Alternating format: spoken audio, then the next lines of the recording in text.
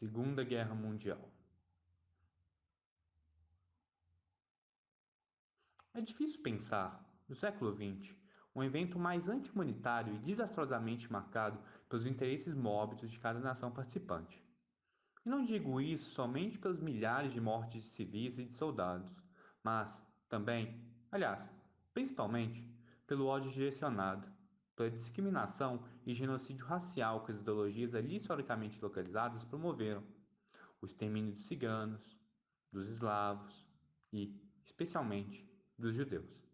É isso que chamamos de Holocausto, ou de Shoah, um massacre sistemático e generalizado do povo judeu na Alemanha nazista. E, evidentemente, um acontecimento desumano como esse, com alcance internacional, não deixa de afetar o Brasil.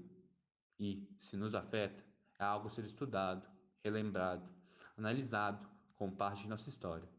Surge, assim, a necessidade de um centro cultural que execute essa função. Surge, portanto, um Museu do Holocausto.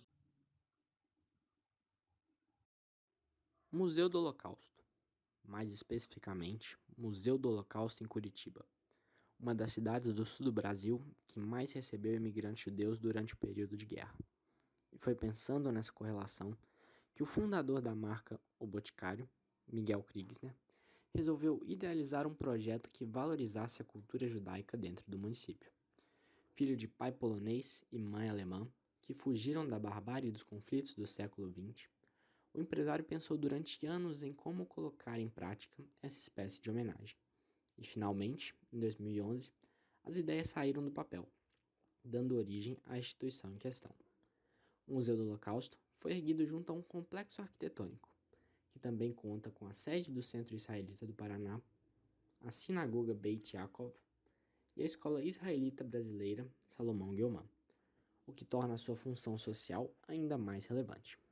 Desde a data de sua criação até os dias atuais, a organização tem se dedicado em recolher e preservar a memória cruel do Holocausto, buscando educar as gerações que não vivenciaram, a respeito do quão importante é lutar pela manutenção da paz e estabelecer relações de respeito ao nível global.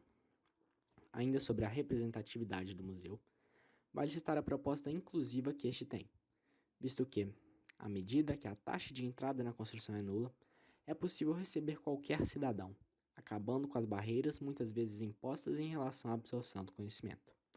Além disso, a instituição busca dialogar com a sociedade, o que é feito através da constituição de seu acervo, formado principalmente por depoimentos, vídeos e objetos doados pela população. Em geral, pode-se dizer que o Museu do Holocausto, em Curitiba, constitui-se como um local de preservação da memória e de aprendizado, tanto histórico quanto cultural, desempenhando uma função social importantíssima e um papel econômico relevante para o município no qual está inserido. Antes de visitar o museu, vale a pena saber um pouco mais sobre suas características, visto que o conhecimento da sua estrutura proporciona uma visitação mais interessante. O local possui 11 áreas temáticas intercaladas por corredores de estrutura irregular, nas quais é apresentada a experiência das perseguições judaicas e é contada como era a vida dos judeus durante o Holocausto. Além disso, a instituição tenta fazer elementos sonoros e táteis para a exposição, tornando a experiência ainda melhor. Para que isso aconteça, todo o acervo é localizado no subsolo e conta com uma porção variada de objetos, imagens, vídeos, documentos e cartas. Sobre a localização, o museu se encontra na capital do Paraná, Curitiba, no sul do Brasil, no bairro Bom Retiro, Rua Coronel Agostinho Macedo, número 248. CEP 80520-100. A entrada é proibida para menores de 12 anos e as visitas escolares são permitidas somente a partir do 8º ano. O museu atualmente se encontra fechado devido à pandemia do Covid, mas seu quadro regular de visitação é o seguinte: de segunda a quarta, das 8h30 às 11h30 e das 2h30 às 5h30. Da quinta-feira, se encontra fechado, na sexta-feira, 8h30 às 11h30, sábado, se encontra fechado e no domingo, 9h e às meio-dia.